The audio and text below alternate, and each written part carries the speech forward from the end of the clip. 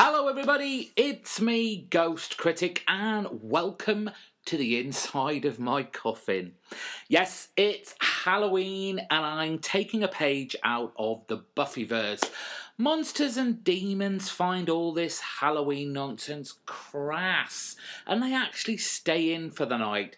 So this week I'm hiding inside my coffin with this week's stack of comics.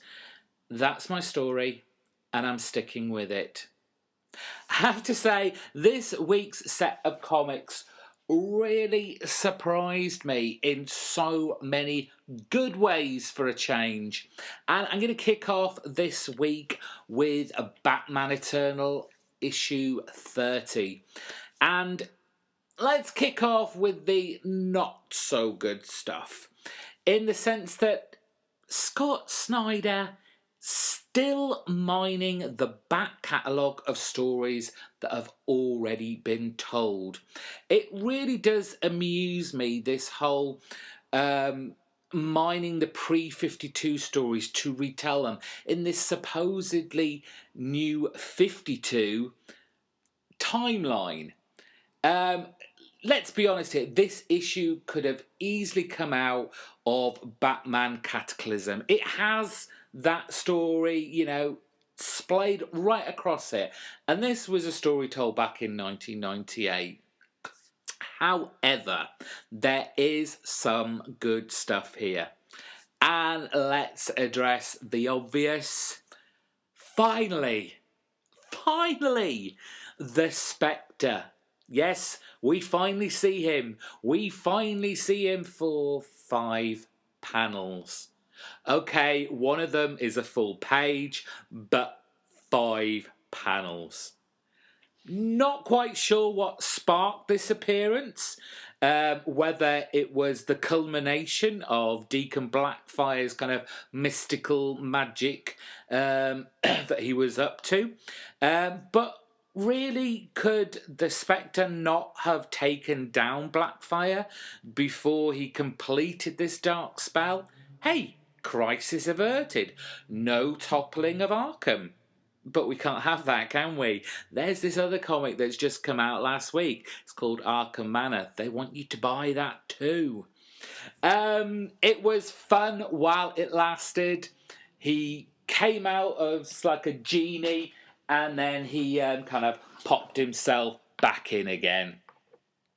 The Joker's daughter kind of shows up here and there, ends up being strapped to the hilt with bombs and dynamite, but there is another guy in the shadows.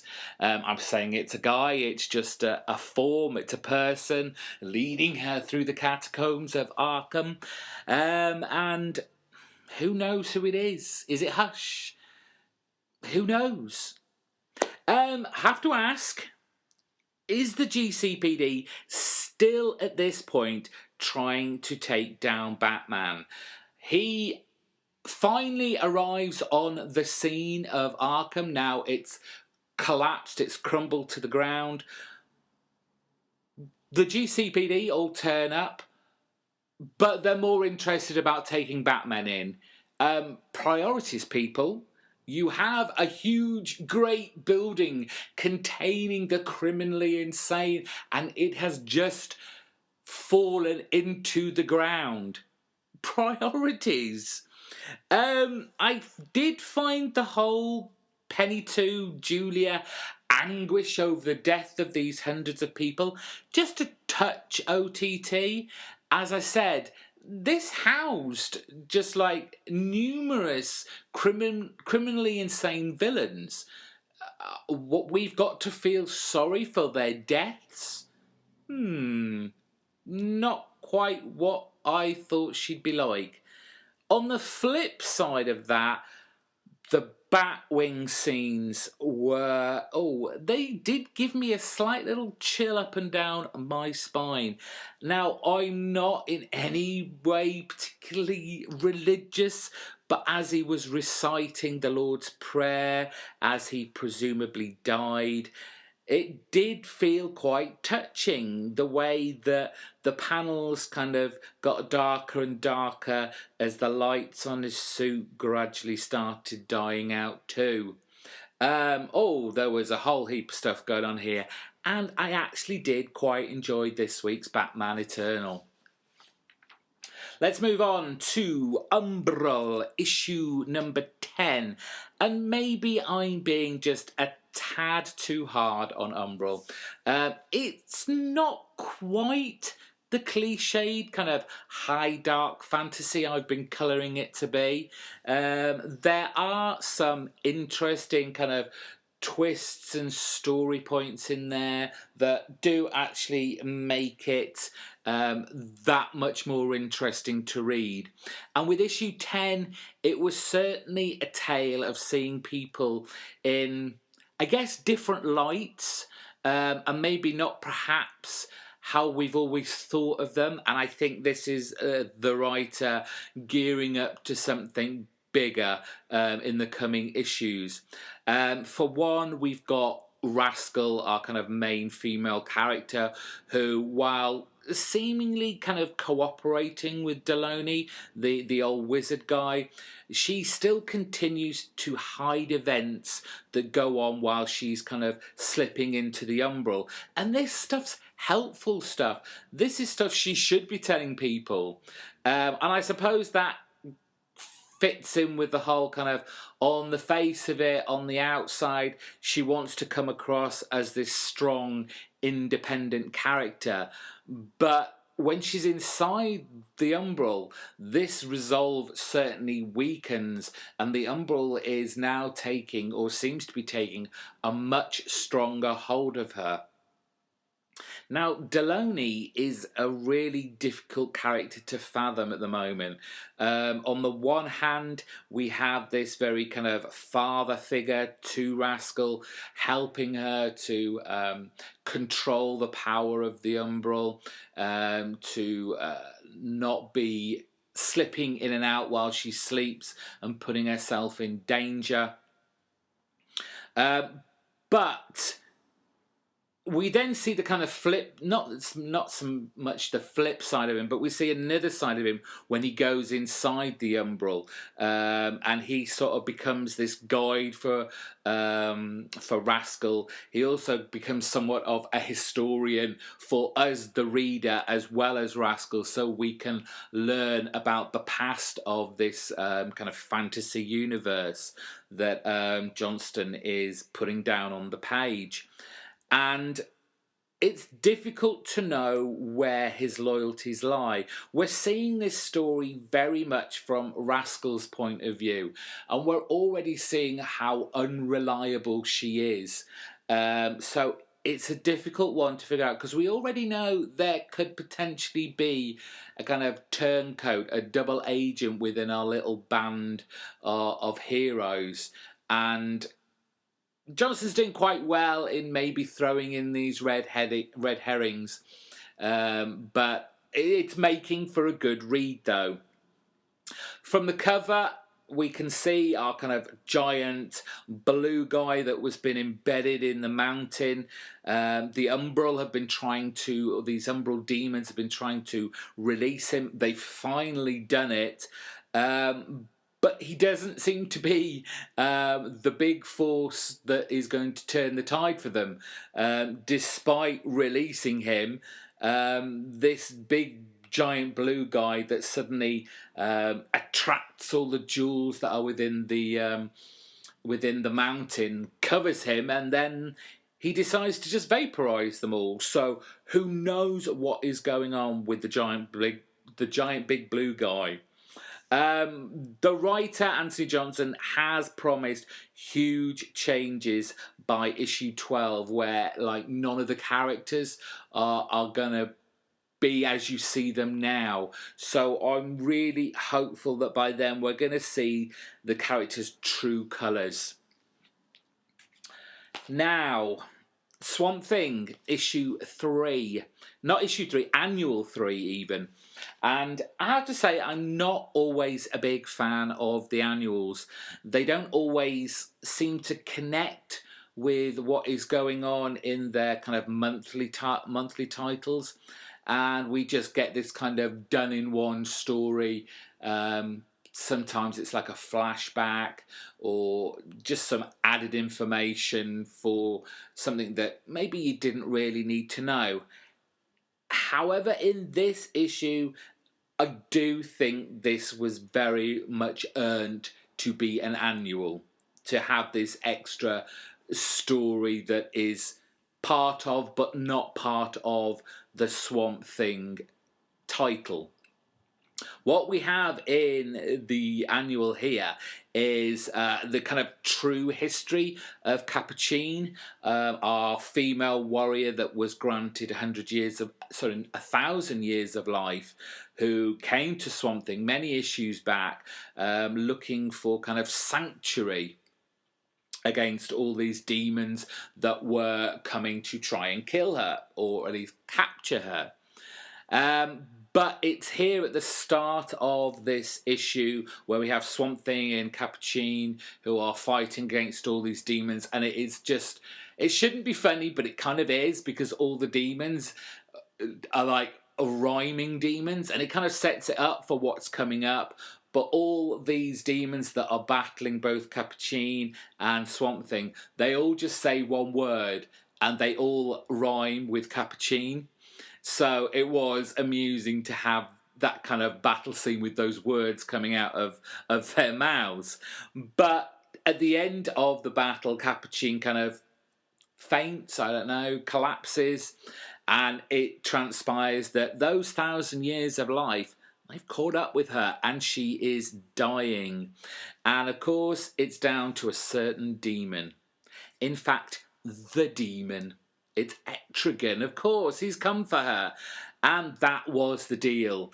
Etrigan gave her 1,000 years of life in return for her servitude, I guess, once those 1,000 years of life are up. But Capuchin just wants to die and not become his slave. So as we're going along in this issue, we get a kind of silly short story from Swamp Thing about going to the cinema. We get a kind of potted history of our new 52 Etrigan. And I do have to ask, for those who have read this annual, and also those who have read the kind of long lamented Demon Knights, does this history fit in with Demon Knights? I didn't feel it did, but I've only read the first volume of Demon Knights. Maybe someone out there, I think Sleepy Reader 666, Damien, you've read that. I don't know if you're reading something, but maybe you can let me know. But after all this preamble, we finally get to the meat of this story, and it kicks into hyperdrive. Alec, as Swamp Thing, allows Capuchin to be the host in his Swamp Thing body. Thank you for the passing serene. And she takes Etrigan on in this big old fight, and it's very exciting. It's Capuchin as Swamp Thing and how she presents herself as the avatar of the green. But while this is all going on, Etrigan kind of takes on this spirit form and goes off to Alec, who is now in obviously Capuchin's dying body, to give him a little bit of a wake-up call about Capuchin and how he may not realise just how little he knows about her. And we find out about her kind of true killer nature and how Etrigan kind of, whether this is true or not, I'm not going to spoil this for you, but is she going to betray Swamp Thing? Is she going to keep this body for herself? The artwork has got a lot of artists in here. They've got a lot of different styles, but they're all fun. They're all kind of, they don't seem to clash greatly, and we get a fantastic double spread as a kind of goodbye, I guess, from Paquette, who did the original artwork way back when this first started with Scott Snyder. I really enjoyed this annual. Very good. Moving on to Saga, Brian K. Vaughan and Fiona Staples, chapter 24. And I think I've got an apology of sorts. I'm not sure. I'm still a bit mixed up. But on Wednesday, in my pull list video, I said the cover showed the kind of super spy agent guy of the robots. But I don't think it is. Or maybe I'm just confusing myself. But this certainly is the Will's sister, who's called The Brand, who is another of these kind of freelance bounty hunters. This time, as you can see from the cover, she comes with a dog in tow. And that dog, it can shoot sedative darts from its nostrils. That's kind of handy, isn't it? Now, you may remember at the end of last issue, Marco and Prince Robot met up for the first time, and we all thought we'd get this battle of the decades to tell our grandkids. Well, the last page may say otherwise. I'm not going to say anything. This issue is certainly about more of our kind of peripheral characters and them coming centre stage, and in a way they're all coming together as air quote team, it would seem.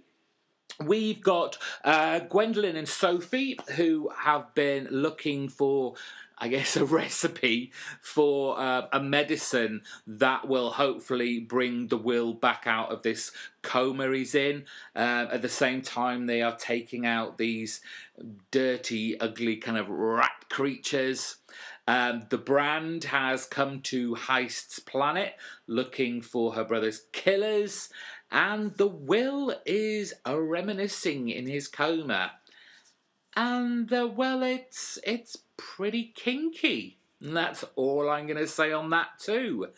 Have to say, best issue of Saga I've read in a long time. Maybe because it hasn't got Alana and all them lot in it. I don't know. Moving swiftly along. Black Science issue 10, and this continues to delight my sci-fi yearnings. I'm enjoying this, and how Remender in this particular story arc is centering it on the two kids and really their kind of opposing views on their father. We've got Nate on the one hand, the younger of the siblings, who sees his dad as this great heroic scientist who could really do no wrong. But on the flip side of that, we've got Pia, the elder sister, who despises her father. One, for never being there, for always, investing his time in work, and Rebecca. And that was obviously caused the breakdown of their mother, which in turn had Pia having to grow up so much quicker and look after her younger brother and her mother much sooner than she wanted to. And she obviously missed out on a lot of her childhood. We do switch between our two worlds, kind of dimensions. We saw a big glimpse of it in the last issue. A little cheating again by Scalera and White, doing that kind of double spread page of White with a few kind of splatters on it. We get the device, okay, guys? We're moving into another dimension. Don't waste 2 pages of your great artwork. However, despite the fact that we've got these two stories kind of going on at the same time, they are relevant to each other in the sense that we have, on the one side, we've got our alien millipedes, and on the other side, we've got these kind of Egyptian gangsters, but they're both after the same thing, and that is the power of the pillar, the ability to be able to travel through dimensions to other planets, and obviously they want to rule them. Once again, Scalera and White do excel with the art here. I am completely immersed, willingly drowning in the style of this book. I hope this book lasts a very, very long time. Penultimate book, yes, it's Justice League Dark. It's another annual. It's annual 2. Now, why did this not come out first? I ranted a little bit about this last week when issue 35 of Justice League Dark came out, which was, in essence, the second part to this annual. I'll get on to a little bit about it later, because although I would have preferred it to come out the annual first, it didn't matter that much. Basically, this is the House of Secrets versus the House of Mystery. To the death? Or is it? Constantine and Zatanna are taking sides, each thinking the other is being manipulated. The houses, each respective house, haven't taken on a kind of human form, basically to explain these opposing teams why the other is bad, and it's always the same reason. But you can guess it. It is, of course, a trick, and the Justice League Dark fall for it. The consequences of this being is that our two houses, our houses of secrets and our houses of mysteries, they merge to become one. And now we have the House of Wonders. But how is this all happening? What is powering all this? And I'm guessing this has been kind of gearing up for a while, and it's all because of the relationship between Constantine and Zatanna. We've knowingly known that they are or have been lovers. They went through the whole Forever Evil Blight debacle, which kind of split them up, and we have had kind of Constantine and Zatanna constantly at loggerheads. But there is still that seed in each of them that we know deep down they are still in love with each other. And it is this love, this bond that the two have, that has powered this kind of merging of the houses. So how are we going to stop this? Well, fortunately, Madame Xanadu is on hand with a fancy schmancy spell. Only the kind of tragic twist here is that the spell basically extracts all the love out of each of them and throws it out into the universe. However, one of them will always remember what they had, while the other one will completely forget their relationship ever happened. So who is going to remember? Who is not? Is it Constantine? Is it Zatanna? The end is very strange, and I'm still not sure. You kind of get this scene with Constantine, who kind of sheds a tear, but has this whole kind of oh, she's not really my type kind of spiel, kind of laddie talk. But they don't kind of mix. And is that Constantine just being Constantine? Does he remember, or is he trying to kind of lighten it, joke it off? And this is what I was kind of talking about right at the start of this, about this issue coming out before Justice League Dark 35. Because if it is Zatanna that remembers, then it's not shown in the slightest in issue 35. What are your guys' view of it? Is it Constantine that remembers, or is it going to be Zatanna's? We'll see. It was great to see all the characters that we've seen in Justice League Dark since it started in here. It's great to see Madame Xanadu back. Adam Bennett was in there. Frankenstein, Agent of Shade, was there. the other green one, something was in there. It was nice to have it all back. It was typical kind of Jansen artwork. It's very kind of superhero-y, kind of comic book style you would expect. It was good, just nothing, really to shout about. Artwork that there is to shout about happens in my last book. It is Low issue 4. The design of this book is amazing. Tacchini just excels in creating these wonderful kind of underwater landscapes that, again, it's like Scalera and White on Black Science. I just want to dive in there and explore as well. I love seeing all these kind of costume designs, from like the underwater suits worn by kind of like the woman and the son, and then all these strange inhabitants that reside in this third city. And yes, Mum and Marek have made it with only a slither of oxygen left. Yes, they made it to the third city. Now, the third city, it amused me when I first saw this and first read it, because it seems to be very much like the Mos Eisley Cantina from Star Wars. You've got all these kind of manner of alien-looking creatures.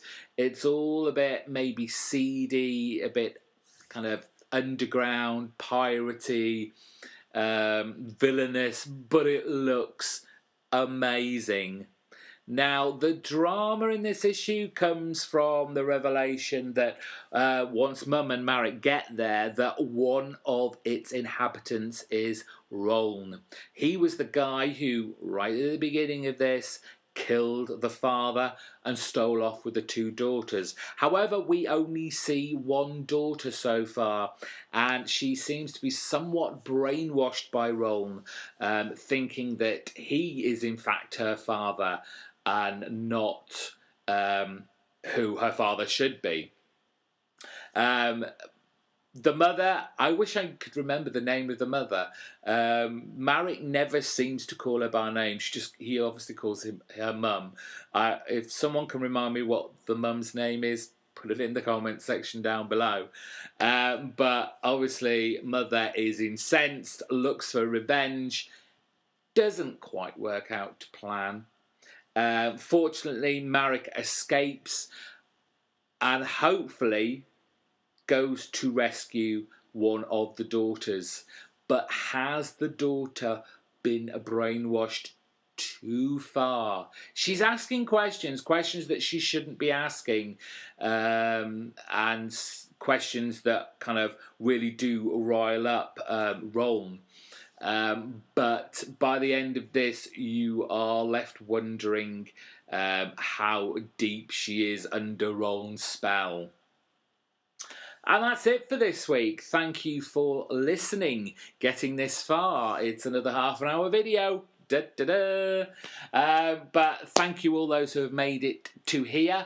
If you have and you've not subscribed, you must have enjoyed this. So hit the subscribe button. Give me a big thumbs up. I like those thumbs up. And in the comment section down below, let me know what you guys thought of my books this week. Did you read any of them? Answer some of my questions. Fill me in for some of the points that I made in the comic books and make me a better person. Next week, I'll come out of my coffin and you'll see me back in the light.